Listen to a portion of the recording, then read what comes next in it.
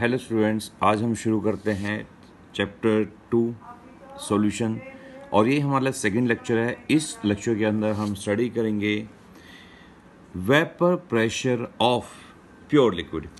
तो vapour pressure होता क्या है बेटा एक्चुअली में, या प्योर लिक्विड की जब हम बात करते हैं, देखिए जब कभी भी हम किसी भी एक कंटेनर में प्योर सॉल्वेंट इंट्रोड्यूस करते हैं, ये हमारे पास एक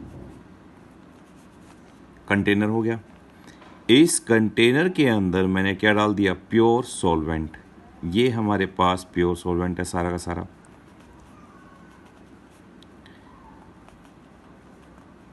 as the temperature increases, as the temperature, जैसे बेटा हम टेम्परेचर क्या करेंगे, इंक्रीज करेंगे, तो ये यहाँ से जो सॉल्वेंट अभी किस फेज में, लिक्विड स्टेट में है, ये हमारे पास क्या है, प्योर सॉल्वेंट।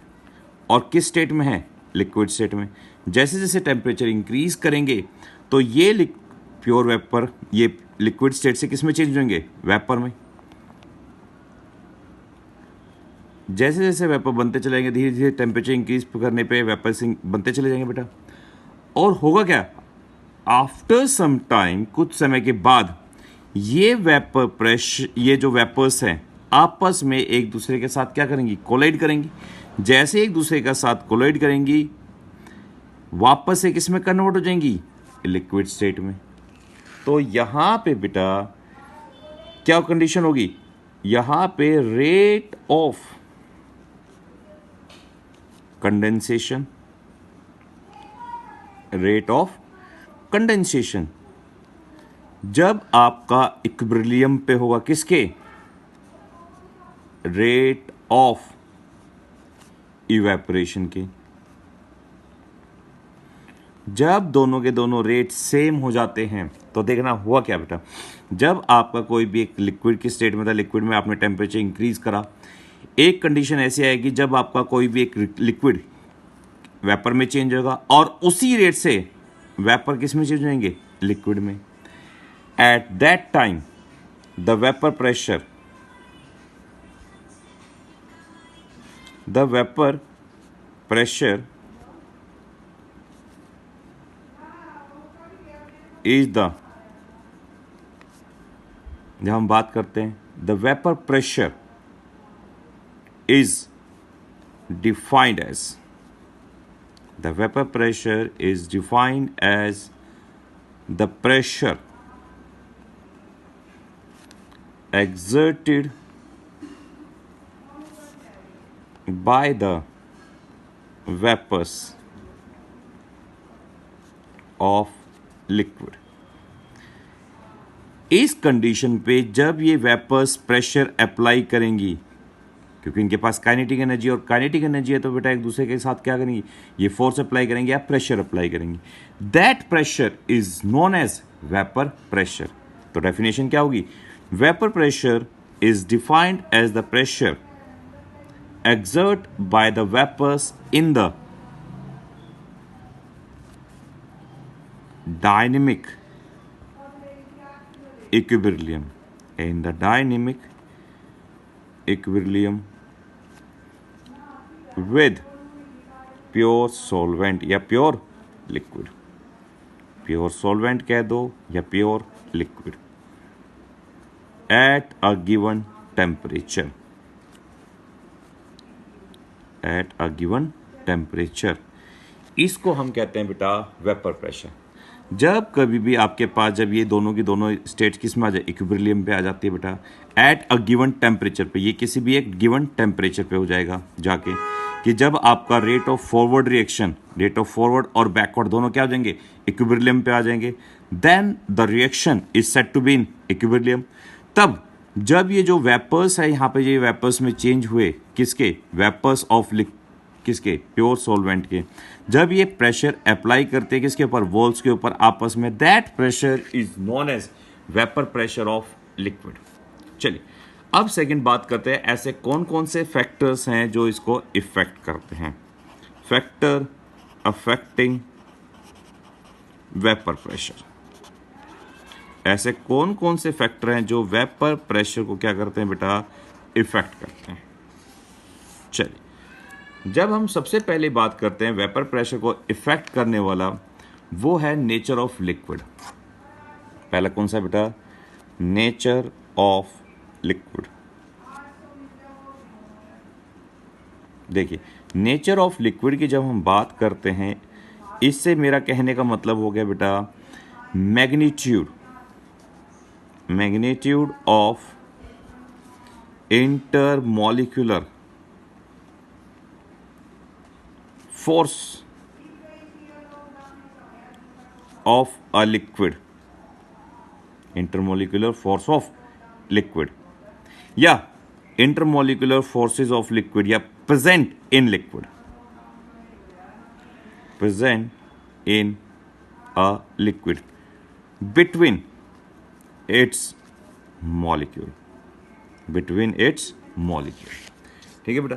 अब जब हम बात करते हैं इफ द वेपर प्रेशर, जब हम बात करते हैं वेपर प्रेशर, जब हम बात करेंगे तो हम उसको हम डायरेक्टली रिलेट करते हैं किससे? इंटरमॉलिक्यूलर फोर्सेस से। अब देखना कैसे। If intermolecular force, if intermolecular force week है, कैसा है बेटा? वीक है। तो आप भी जानते हो जब वीक होंगे तो मॉलिक्यूल्स क्या होंगे? इजीली एस्केप हो जाएंगे। क्या हो जाएंगे? इजीली एस्केप हो जाएंगे। इजीली एस्केप द कौन सी स्टेट को बेटा? इजीली एक्वेस, वो लिक्विड स्टेट को। और जैसे बेटा देखिए, जब हम बात करते हैं जितना जल्दी आपका जो फोर्स ऑफ अट्रैक्शन, जब हम सिंपल सी बात करते हैं, फोर्स ऑफ अट्रैक्शन वीक होंगे तो इजीली एस्केप हो जाएंगे। कहाँ से? लिक्विड स्टेट से। और जितनी जल्दी लिक्विड स्टेट से एस्केप होंगे उतना जल्दी क्या बना देंगे? वेपर्स। और उनका जो वेपर प्रेशर होगा, वेपर प्रेशर, वो कैसा हो जाएगा? हाइयर हो जाएगा vapour pressure. Vapour pressure will be higher, ठीक बेटा, एट ए पर्टिकुलर टेम्परेचर। अब दूसरी बात, ये तो फर्स्ट हो गया हमारे पास। सेकंड बात करते हैं, इफ फोर्स या intermolecular force, intermolecular force are very strong. यदि फोर्स ऑफ अट्रैक्शन बहुत ज्यादा बेटा क्या है? स्ट्रॉन्ग है। देखिए, जब फोर्स ऑफ अट्रैक्शन स्ट्रॉन्ग होगी तो molecules, then the molecules will not change. तो वो मॉलिक्यूल क्या नहीं होगा बेटा? चेंज नहीं होगा। किसमें? वेपर्स में रेडली चेंज होगा। Will not change readily to या इनटू वेपर्स। अब जब वेपर्स में चेंज होगा तो वेपर प्रेशर क्या होगा? उसका लोअर होगा। तो उसका वेपर प्रेशर कैसा होगा? लोअर वेपर प्रेशर होगा। Vapour pressure lower at equilibrium. इस चीज को याद रखना। यदि फोर्स ऑफ अट्रैक्शन स्ट्रॉन्ग है तो बेटा उसका जो वीक है फोर्स ऑफ अट्रैक्शन, तो वेपर प्रेशर कैसा होगा? लोअर, हाइयर होगा। यदि फोर्स ऑफ इंटरेक्शन स्ट्रॉन्ग है तो वेपर प्रेशर क्या होगा? लोअर हो जाएगा उसका, क्योंकि मॉलिक्यूल स्ट्रांगली हेल्ड होंगे आपस में। और जब मॉलिक्यूल स्ट्रांगली हेल्ड होते हैं बेटा तो वे क्या करते हैं? एक दूसरे को होल्ड करके रखेंगे तो वो लिक्विड से वेपर स्टेट में इजीली नहीं जा पाएगा। ठीक है। सेकेंड फैक्टर, जब हम सेकेंड फैक्टर की बात करते हैं वो होता है बेटा हमारे पास टेम्परेचर। कौन सा है? टेम्परेचर। जब हम टेम्परेचर की बात करते हैं, जैसे ही आप टेम्परेचर इंक्रीज करेंगे, जैसे हम क्या करेंगे? टेम्परेचर इंक्रीज कर देंगे बेटा। तो आप भी जानते हो टेम्परेचर इंक्रीज करने से होगा क्या? जो काइनेटिक एनर्जी है, kinetic energy of the molecules also increase या डिक्रीज? आल्सो क्या करती है बेटा? इंक्रीज कर जाएगी। क्या कर जाएगी? इंक्रीज। और जैसे ही इंक्रीज करेगी तो इनके बीच का जो फोर्स ऑफ इंटरेक्शन होता है, मॉलिक्यूल्स के बीच का फोर्स ऑफ इंटरेक्शन, चाहे स्ट्रॉन्ग हो चाहे वीक हो, तो जैसे टेम्परेचर बेटा इंक्रीज करोगे काइनेटिक एनर्जी इंक्रीज होगी, तो फोर्स ऑफ इंटरेक्शन वीक होगा और इंक्रीज हो जाएगा क्या, vapour pressure, increase in vapour pressure. तो वेपर प्रेशर उतना ही क्या हो जाएगा, इंक्रीज हो जाएगा। तीसरी बात, थर्ड थिंग जो हम बात करते हैं, एडिशन ऑफ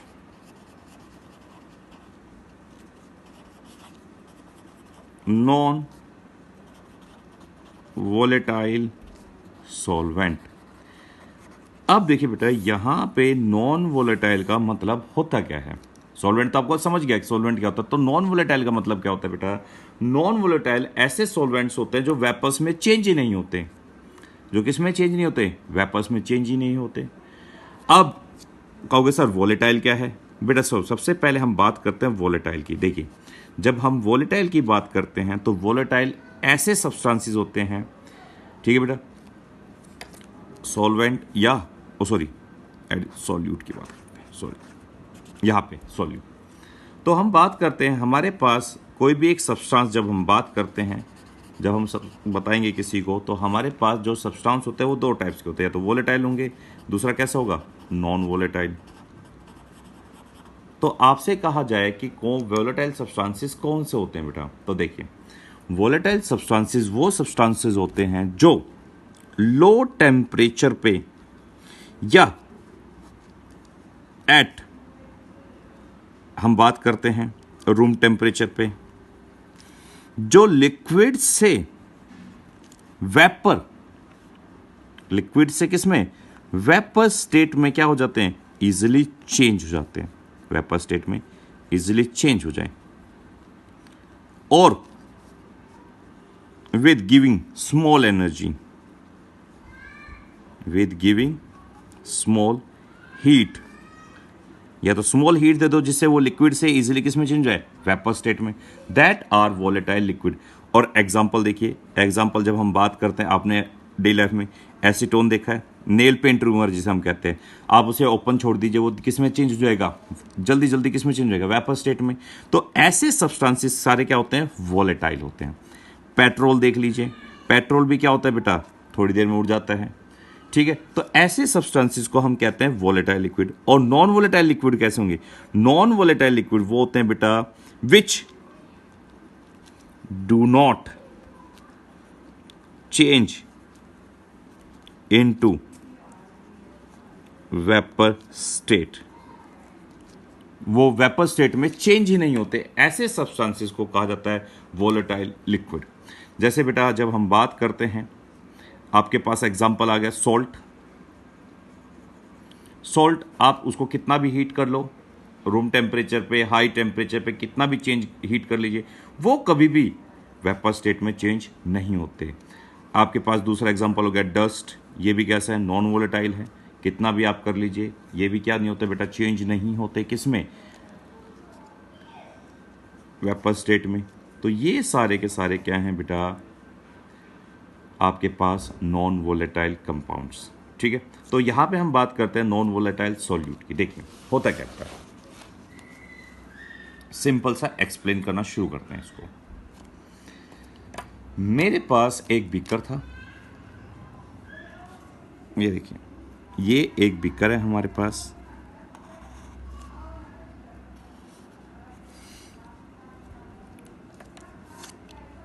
और इसके अंदर मैंने ये इसके अंदर ये हमारे पास कैसा है लिक्विड, ये एक प्योर सॉल्वेंट है।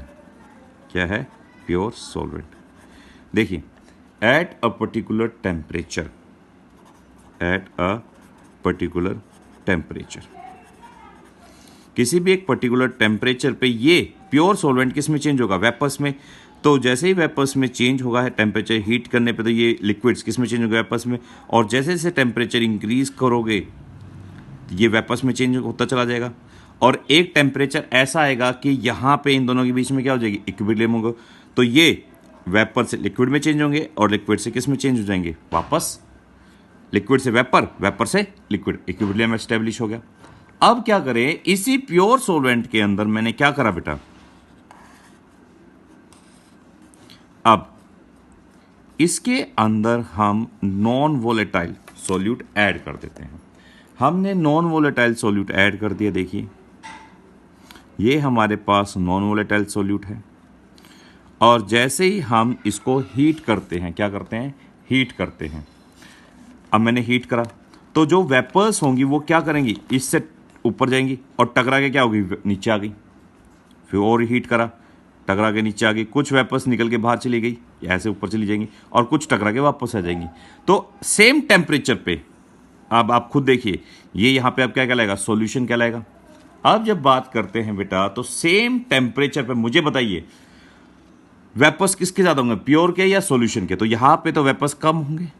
तो आप भी जान गए कि at a particular temperature when non volatile, ये क्या डाल दिया आपने, नॉन वोलेटाइल सॉल्यूट, जब आप ऐड कर देते हो तो वेपर्स क्या होंगे, ऑटोमेटिकली आप देख रहे हो वेपर्स क्या होंगे, कम हो जाएंगे, और वेपर्स कम होंगे तो resulting in decrease in vapour pressure.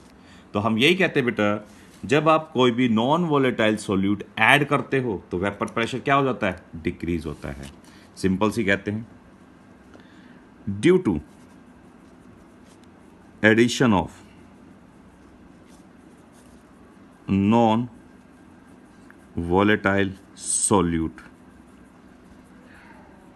the vapor pressure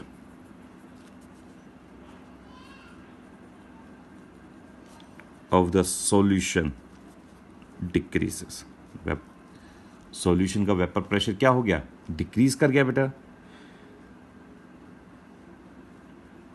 ठीक है, क्यों, क्योंकि यहां पे इसकी सरफेस, या फिर हम बात करते हैं किसने एक्वायर कर ली, नॉन वोलेटाइल सॉल्यूट ने। That is are the factors, या that are the factors which affect vapour pressure. तो देखिए बेटा, जब हाँ ये हमारे पास हो गया वेपर प्रेशर की बात, अब इस वेपर प्रेशर के बाद हम बात करते हैं रोल्स लॉ की। किसकी बात करेंगे, रोल्स लॉ, या roles law vapour pressure of liquid solution. ठीक है बेटा, तो अब जब इसको एक्सप्लेन करते हैं तो देखिए, जब हम एक्सप्लेन करेंगे तो होगा क्या, देखिए, vapour pressure of liquid solution. तो ऐसे केसेस में एक्सप्लेन करने के लिए हम क्या करते हैं बेटा, let us consider binary solution. Let us consider a binary solution, या let us take a binary solution, हम binary solution लेते हैं of two miscible volatile liquid। ध्यान से देखना, मैंने यहां पे कौन सा लिया है, टू miscible volatiles liquid। ठीक है बेटा, टू मिजिबल वोलेटाइल लिक्विड। तो देखिए, एक लिक्विड को हम ए दे देते हैं, एक को हमने क्या दे दिया, एक लिक्विड ए और एक लिक्विड क्या हो गया, बी। अब देखो ध्यान से, जैसे हम प्योर सॉल्वेंट यहां पे बात करते हैं, यहां पे प्योर सॉल्वेंट ए है, ठीक है। तो प्योर सॉल्वेंट ए, जो वेपर प्रेशर, जो प्योर सॉल्वेंट ए है, प्योर सॉल्वेंट ए, तो उसके vapour pressure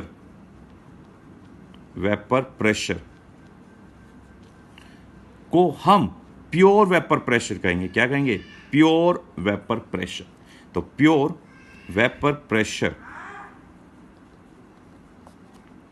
of solvent A, इसको डिनोट किया जाएगा बेटा पी नॉट ए से। जैसे हमने इसको ए मान लिया, ये प्योर सॉल्वेंट हमारे पास ए है, तो इसका जो ये वेपर प्रेशर है ये किससे डिनोट होगा, पी नॉट ए से डिनोट हो जाएगा हमारे पास। किससे डिनोट होगा, पी नॉट ए से। ठीक है, ऐसे ही हमारे पास एक दूसरे बीकर में, हमने दूसरे बीकर में प्योर सॉल्वेंट बी ले रखा है। कौन सा है, प्योर सॉल्वेंट बी।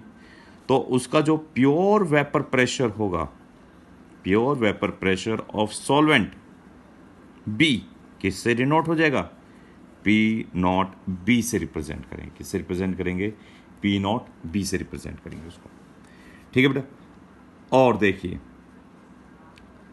अब उसके बाद क्या करा हमने, जब इस दोनों सॉल्यूशंस को हम मिक्स कर देंगे, क्या करेंगे बेटा, जब हम दोनों सॉल्यूशंस को मिक्स कर देते हैं, यहाँ पे हमारे पास एक बीकर, दोबारा से लेते हैं, पहले हमने अलग अलग बीकर लेते, अब दोनों को मिक्स कर दिया, ये लीजिए,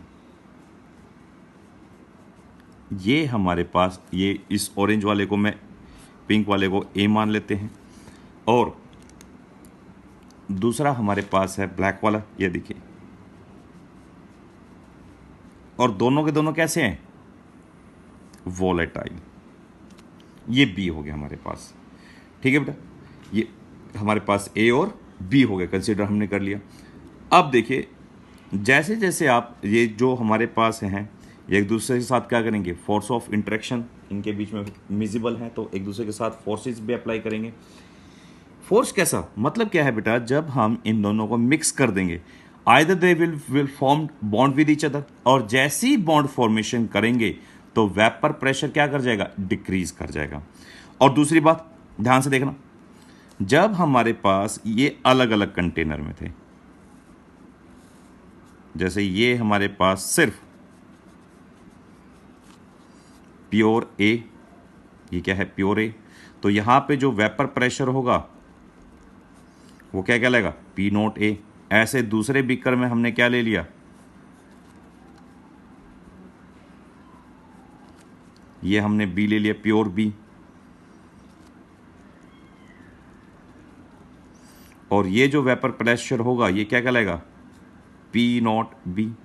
अब दोनों लिक्विड को हमने क्या कर दिया, मिक्स कर दिया, और मिक्स कर दिया तो एक दूसरे के अंदर कैसे है, मिजिबल है।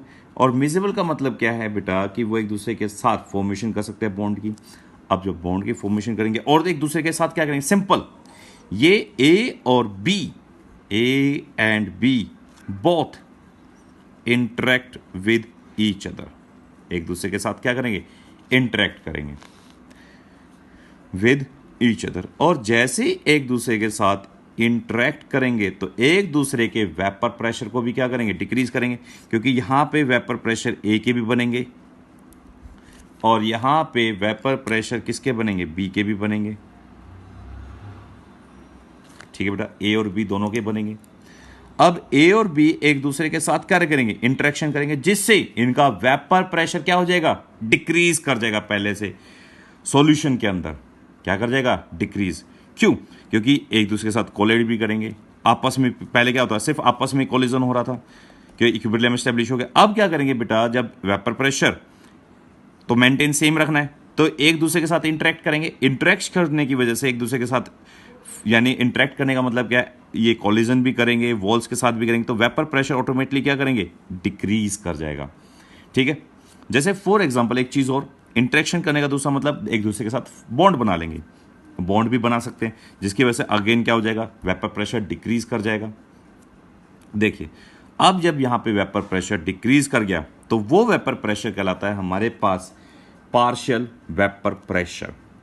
तो यहां पे जो प्रेशर होगा ये वाला, ए का कहलाएगा pressure P naught A, O sorry, partial pressure of A, और बी के लिए कहलाएगा, ये ब्लैक वाला हमारे लिए, पी बी, पार्शियल प्रेशर।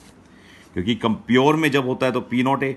अब दोनों को मिक्स कर दिया तो क्या हो गया, एक दूसरे के साथ इंटरेक्शन कर दी, इंटरेक्ट होने की वजह से वेपर प्रेशर पहले से क्या होगा, ज्यादा हो जाएगा, कम, बिल्कुल सही। इंटरेक्ट होने की वजह से वेपर प्रेशर डिक्रीज कर जाता है। क्या कर जाता है बेटा, डिक्रीज। इसीलिए उसको हम किससे डिनोट करते हैं, पार्शियल प्रेशर से। तो partial pressure of A and B are given as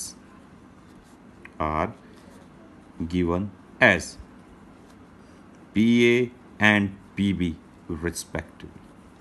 ठीक है बेटा, तो आपको समझ में आ गई होगी प्योर के बीच में और पार्शियल प्रेशर के बीच में क्या डिफरेंस है।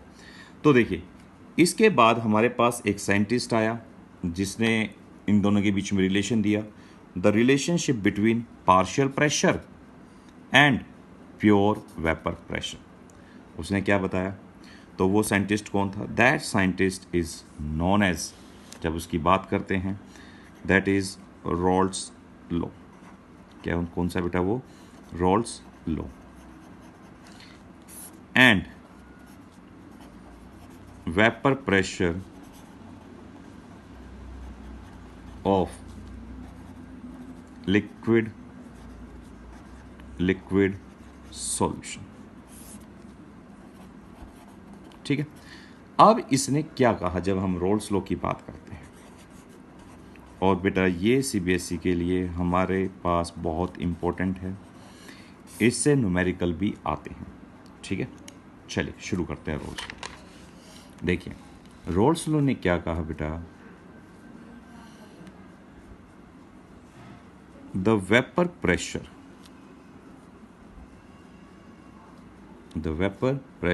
of a volatile liquid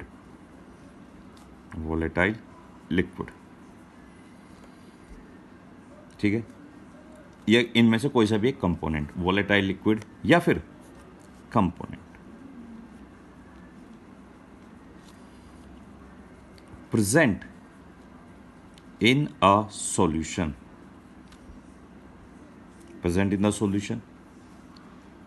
is directly proportional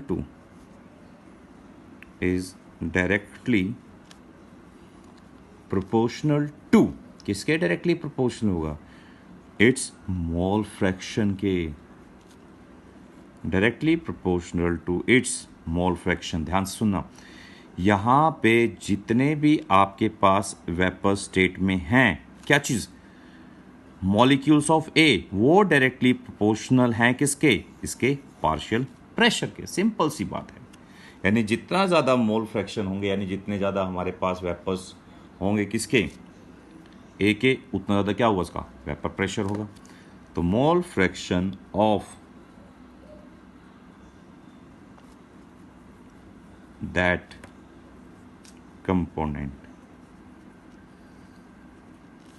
eight a given temperature, for example, जैसे हम बात करते हैं फॉर एग्जाम्पल, ठीक है, फॉर एग्जाम्पल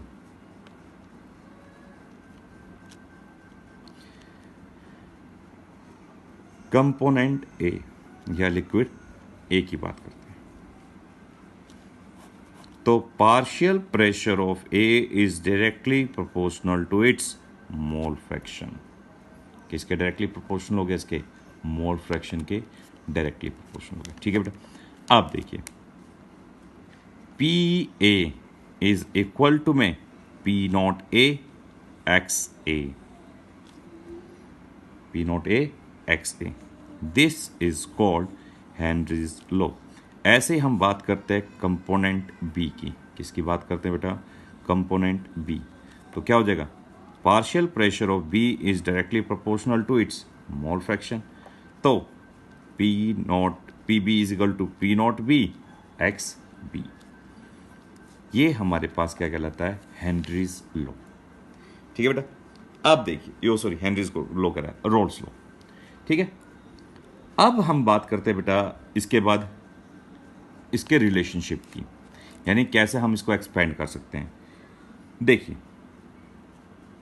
तो अभी कहा कि किसके अंदर, तो वेपर प्रेशर ऑफ किसी भी एक लिक्विड का जो भी कंपोनेंट हमारे पास ए है या बी है is directly proportional to its mole fraction. वो किसके डायरेक्टली प्रोपोर्शनल होता है? इसके मोल फ्रैक्शन के डायरेक्टली प्रोपोर्शनल होता है। तो हमने डायरेक्टली किया P A is directly proportional to X A, तो P A is equal to P naught A x A, where P A क्या होता है हमारे पास? पार्शियल प्रेशर, और P naught A pure vapour pressure, और एक्स से आप जाते हैं मोल फ्रैक्शन होता है बेटा। चलिए, अब हम बात करते हैं नेक्स्ट। देखिए, आप भी जानते हो डाल्टन लॉ को, Dalton law of partial pressure. देखिए, जब हम बात करते हैं 11th क्लास में मैंने पढ़ा था Dalton law of partial pressure, Dalton law of partial pressure. जब हम Dalton law of partial pressure की बात करते हैं तो उसने क्या कहा था पी टोटल, जो हमारे पास पी टोटल है वो किसके इक्वल होता है, जितने भी किसी भी एक सॉल्यूशन के अंदर कंपोनेंट है उन सब के प्रेशर के इक्वल होता है। पी ए, अब यहाँ पे हमारे पास कितने कंपोनेंट है, दो ही हैं, तो किसके इक्वल होगा, P A plus P B के। आप देखिए तो इसकी वैल्यू पुट करते हैं, P T is equal to P naught A x A plus P naught B x B. और आप भी जानते हो बेटा जब मोल फ्रैक्शन की बात करते हैं तो x A plus x B is equal to क्या होता है, 1। तो देखिए जब हम बात करते हैं तो एक्स बी को यहीं रख लेते हैं तो क्या हो जाएगा हमारे पास, 1 माइनस एक्स ए, 1 माइनस एक्स ए। ठीक है, वैल्यू पुट कर देते हैं एक्स बी की, तो क्या आ जाएगा, P total is equal to में P naught A x A plus P naught B 1 minus X A. और जैसे सोल्व करेंगे देखिए बेटा एक्स ए और एक्स ए इसमें कॉमन आ गया तो क्या हो जाएगा हमारे पास, P naught A x A plus P naught B minus में P naught B X A. इन दोनों में से क्या कॉमन ले लो, एक्स ए कॉमन ले लोगे तो क्या आ जाएगा, P naught A minus P naught B X A plus P naught B. ऐसे जब हम दूसरा केस जो एनसीईआरटी दे रखा है, जब हम एक्स ए की वैल्यू निकालते हैं, x A is equal to 1 minus x B, तो सोल्व करके क्या आएगा बेटा देखिए, तो सोल्व करके जब हम बात करते हैं तो इसमें आएगा P total is equal to में पी नॉट ए, क्या आ जाएगा हमारे पास, P naught A plus P naught B minus P naught ए,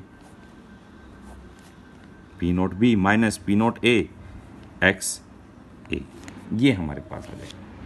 ठीक है बेटा, तो ये डिपेंडिंग ऑन द वैल्यू, इसकी वैल्यू पे डिपेंड करता है कि या फिर आपको जौन सा फॉर्मूला याद हो आप उससे फॉलो करते हुए इसको पुट कर सकते हो इसके अंदर। ठीक है बेटा, तो इस टाइप से हम क्या निकाल सकते हैं, इसके पी टोटल निकाल सकते हैं, इसके अंदर मोल फ्रैक्शन निकाल सकते हैं, पार्शियल प्रेशर किसी भी एक कंपोनेंट का निकाल सकते हैं जब हमें पी टोटल दे रखा हो। क्या दे रखा हो बेटा आपको, पी टोटल। नेक्स्ट जब हम बात करते हैं मोल फ्रैक्शन, किसकी बात करते हैं, मोल fraction of component in vapour phase, किस फेज में, वेपर फेज में। तो देखिए बेटा सॉलिड फेज में तो हम इसको एक्स से डिनोट करते हैं, और जब हम वेपर फेज की बात करते हैं, किसकी बात करते हैं, वेपर फेज, तो वेपर में इसको वाई ए से डिनोट करते हैं, जैसे ए के लिए वाई ए और बी के लिए वाई बी, तो वेपर फेज में वाई ए और वाई बी से डिनोट कर देते हैं। तो देखिए तो mole fraction of A in vapour phase is equal to में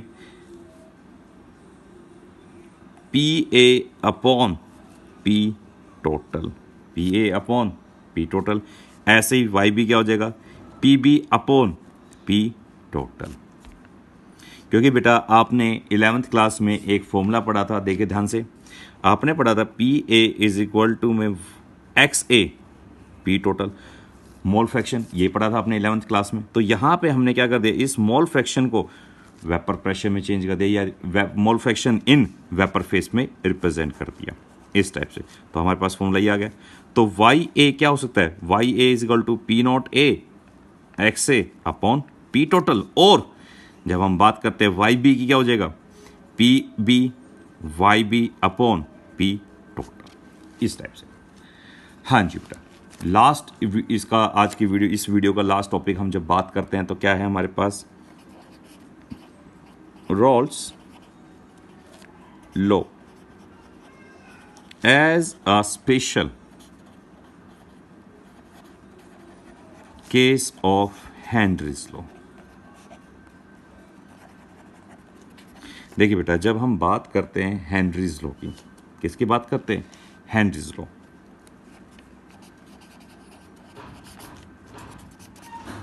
देखिए जब हम बात करते हैं हेनरीज लॉ की, हेनरीज लॉ में क्या कहा गया था, देखो ध्यान से सुनना, हेनरीज लॉ ने कहा था कि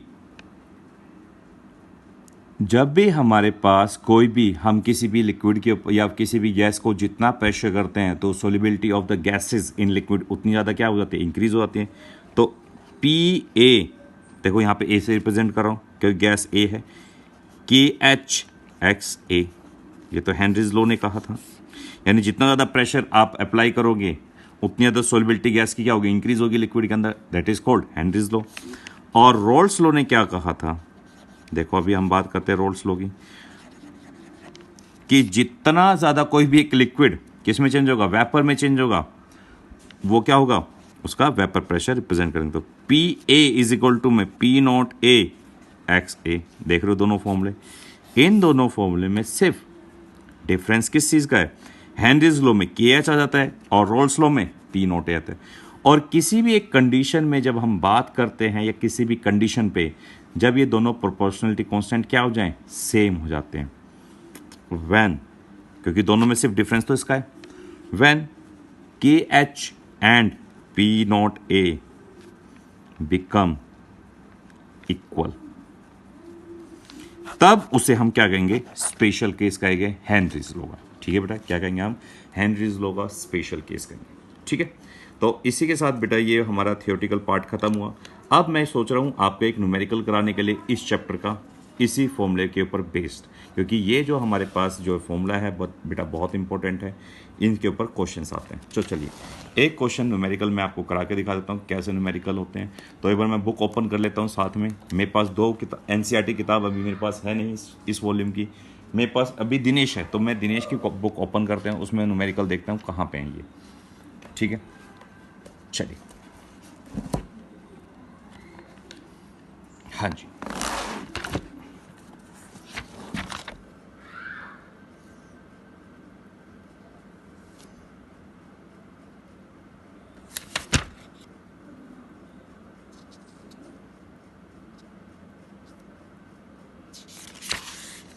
चलिए यही वाला कराते हैं बेटा, इसको थोड़ा सा जूम आउट कर लेते हैं। हाँ जी, now it is clear to all the students.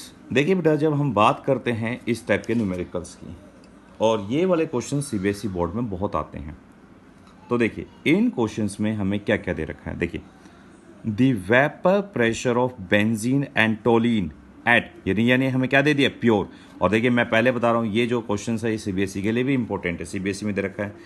अब हम जब बात करते हैं तो साथ साथ लिखते हुए चलते हैं, ऐसे क्वेश्चंस में हम क्या करते हैं बेटा, साथ साथ में जो आपको गिवन रहता है वो हम लिखते हुए चलते हैं। तो देखिए हमें क्या क्या गिवन है। सबसे पहले the vapour pressure of benzene and toluene, एक तरफ मैं ये बेंजीन को लिख लेता हूं, एक तरफ बेंजीन लिख लिया और एक तरफ मैं लिखता हूं टोलिन। इस बेंजीन को हम ए से रिप्रेजेंट कर देते हैं और टोलिन को बी से, तो सिंबल देने में हमारे पास इजी हो जाएगा। अब देखिए, तो हमारे पास बेंजीन यानी पी नॉट ए का जो वेपर प्रेशर है वो कितना देगा, 75 mm Hg, 75 mm Hg। ठीक है, एंड टोलिन 22 mg, तो P naught B 22 mm Hg।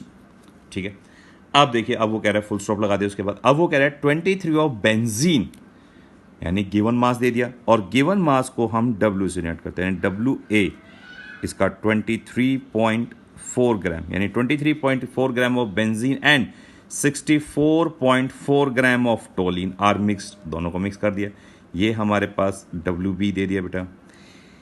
If two forms an ideal solution and calculate the mole fraction in the of the benzene in the vapour phase, हमें mole fraction vapour phase में निकालना है, किसका, benzene का, हमें YA calculate करना है।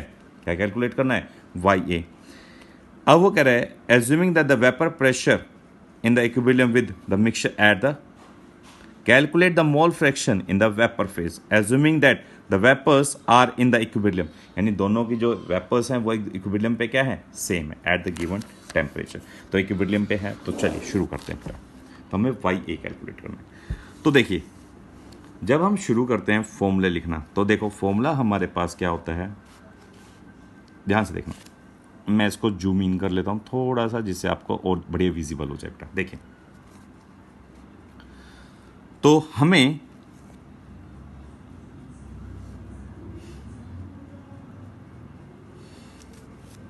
P total पहले तो पी टोटल चाहिएगा, तो पी टोटल निकालने का फॉर्मूला होता है पी ए, या फिर हम सिंपल बात करते हैं P A plus P B. और P A plus P B का फॉर्मूला क्या होता है? P naught A x A plus P naught B x B. अब यहाँ पे हमारे पास P naught A B, oh sorry, P naught A B है, पी नॉट बी भी है, बट हमारे पास एक्स ए और एक्स बी नहीं है। तो एक्स ए और एक्स बी निकाल लेते हैं बेटा। देखिए, तो उसके लिए मुझे क्या चाहिए? इनके मोलर मास। तो बेंजीन का जो फॉर्मूला होता है वो क्या होता है? C6H6। ठीक है, बेंजीन का फॉर्मूला C6। और आप भी जानते हो 12 6 कितना होता है बेटा? 72, और प्लस 6 कितना हो गया? 78। तो जो हमारे पास मोलर मास आ गया इसका, कितना आ गया? 78 ग्राम पर मोल। और जब हम टोलीन की बात करते हैं तो टोलीन क्या होता है? बेंजीन के ऊपर CH3। तो देखिए कार्बन कितने हो गए? 7, C7, और H इसमें 5 हो गए, 6 7 8, C7H8। तो इसका जब मोलर मास निकालेंगे तो वो आ जाएगा आपके पास 92 ग्राम पर मोल। ठीक है, अब हम मोल फ्रैक्शन निकालते हैं। तो उसके लिए सबसे पहले क्या चाहिए हमें? Number of moles. तो क्या होता है number of moles? Given mass upon molar mass. तो 23.4 अपॉन 78, जब इसको डिवाइड करते हैं बेटा, ये हमारे पास आएगा अप्रॉक्सीमेटली 0.3 मोल। और ऐसे ही हम एन बी निकालेंगे तो क्या आ जाएगा? तो 64.4 डिवाइडेड बाय 92, 0.73 मोल। ठीक है, अब हम मोल फ्रैक्शन निकालते हैं। सबसे पहले हम निकालते हैं एक्स ए। तो क्या हो जाएगा एक्स ए? Na प्लस एन बी, यानी 0.3 डिवाइडेड बाय 0.3 प्लस 0.7। सोल्व करके कितना है? 0.3 मोल, ओ सॉरी 0.3 मोल आ गया हमारे पास। ठीक है, 0 पॉइंट कितना आ गया? 3 मोल्स। और ऐसे जब हम एन बी निकालते हैं तो क्या आएगा? 0.7 मोल।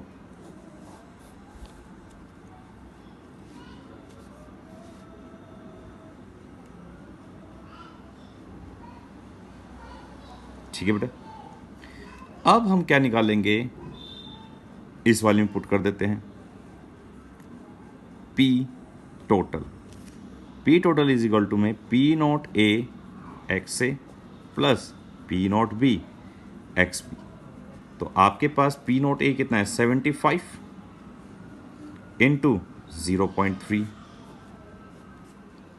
प्लस 22 इंटू में 0.7। इसको इस मल्टीप्लाई करते बेटा, बेटा सिंपल है, तो कितना आएगा? 22.5 आ गया।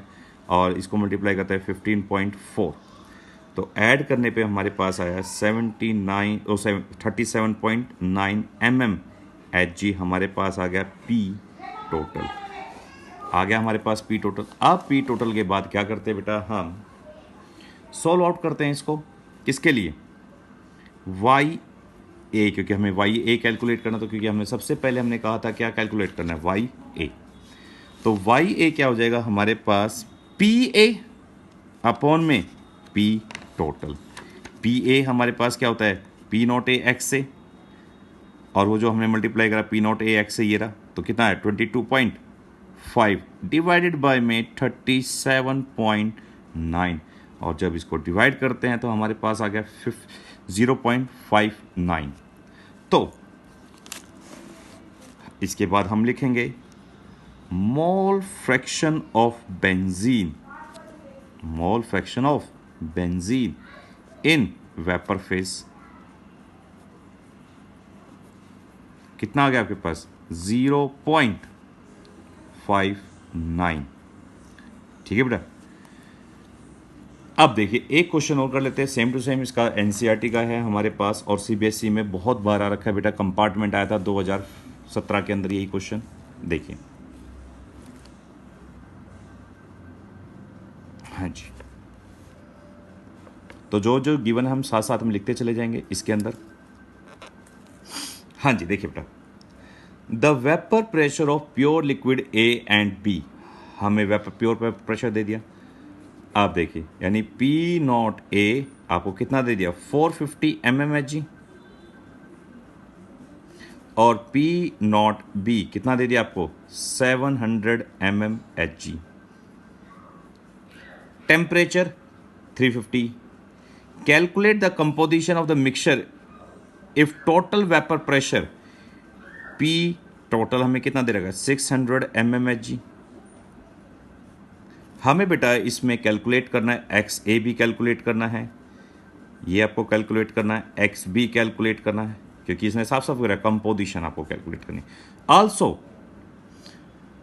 Find the composition in the vapour phase, आपको वेपर फेज में निकालने यानी YA और YB भी निकालने हैं। बट देखिए सिंपल सा, अब वापस हम क्या करते हैं बेटा, देखो ध्यान से, अभी थोड़ी देर पहले मैंने आपको एक फॉर्मूला बताया था, P total is equal to में हमारे पास क्या होता है P naught A plus XB P naught B minus P naught A, हमने सोल्व किया था, इसमें पुट कर देते हैं 600 P नॉट A 450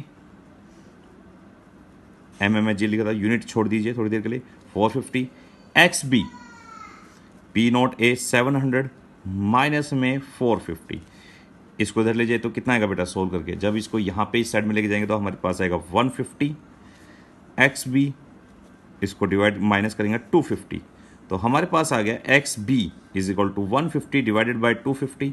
देखिए 5 के टेबल पे इजीली जा रहा है, ये 3 पे चला गया और ये 5 पे, और 0 से 0 कैंसिल हो गई, 3/5 यानी 30 यानी 0.6 हमारे पास मोल फ्रैक्शन आ गया।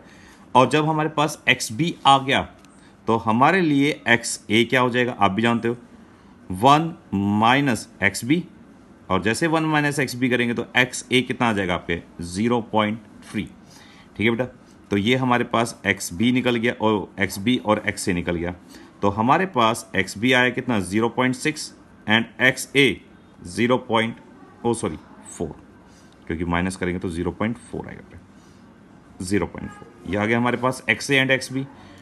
अब हम बात करते हैं YA और YB की, तो YA आप जानते हो क्या होता है P टोटल अपॉन में XA अपॉन में P टोटल, इस टाइप से, और YB क्या हो जाएगा PB over XB upon P total, तो वैल्यू पुट कर देते हैं बेटा। तो जब हम बात करते हैं किसकी P नॉट A कितना है 450 और आपके पास XA कितना है 0.4 डिवाइडेड बाय P टोटल अभी हमने कहा 6 एंड, ठीक है बेटा। तो देखिए सिंपल सा जब हम लॉजिक की बात करते हैं तो देखिए इसको सोल्व करने के बाद आपके पास क्या आ जाएगा 0 पॉइंट, देखिए मैं सोल्व करके दिखा देता हूँ, नहीं होता तो आपको इजीली ये 10 आ जाएगा, 0 0 कैंसिल आउट कर गई देखिए, और यहाँ पे 45 जब हम बात करते हैं या 45 किसके टेबल पे गया 5 के टेबल पे 9 पे, और 5 के टेबल पे गया 1 पे और 2 पे, ये 1 पे गया और ये 3 पे, और ये कितने पे गया 3 पे, तो कितना है 0.3। और बेटा देखो सोल्व करने की जरूरत नहीं है, जब हम बात करते हैं YB कितना हो जाएगा 1 माइनस YA हो जाता है, तो ये कितना आएगा सोल्व करके 0.7, 0.3 और 0.7। तो इस टाइप से बेटा आपको न्यूमेरिकल मिलेंगे सिंपल CBSE बोर्ड में, इससे ज़्यादा डिफिकल्ट क्वेश्चंस नहीं होते, ठीक है। इस टाइप से आपको सोल्व करने हैं सारे न्यूमेरिकल्स, और इसके बाद भी कोई आपको डाउट आता है तो आप मुझसे पूछ सकते हैं। माई व्हाट्सएप नंबर इज़ 9871945321, तो ऑलवेज अवेलेबल रहता हूँ आप लोगों के लिए, आप कभी भी कोई भी न्यूमेरिकल पूछ सकते हैं रिलेटेड दिस आप क्वेश्चंस, ठीक है बेटा। Till then thank you, have a nice day, stay safe, stay home.